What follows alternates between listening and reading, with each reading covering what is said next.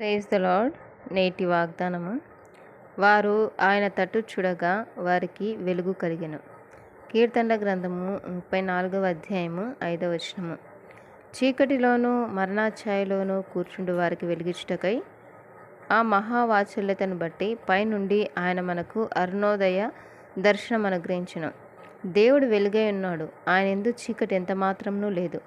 అయితే ఆయన వెలుగులో ఉన్న ప్రకారము మనమును వెలుగులో నడిచినలా అన్యోన్య సహవాసం గలవారమై ఉందుము. సౌలు దమస్కు దగ్గరకు వచ్చినప్పుడు అకస్మాత్తుగా ఆకాశం నుండి ఒక వెలుగు అతని చుట్టూ ప్రకాశించెను. యేసు ప్రభు ఆ వెలుగులో సౌలుతో మాట్లాడినప్పుడు సౌలు జీవితం మారిపోయింది.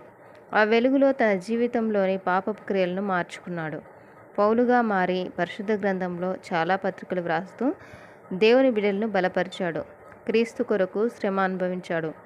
సంఘము అను ఆయన శరీరం కొరకు క్రీస్తు పడిన పాటలలో కొదువైన వాటి యందు నా వంతు నా శరీరం అందు సంపూర్ణం చేర్చున్నాను అంటున్నాడు. కనుక ప్రభునకు ఏది ప్రీతికరమైనదో దాన్ని పరీక్షించుచు వెలుగు సంబంధుల వలె నడుచుకొనుడి. ఆమెన్.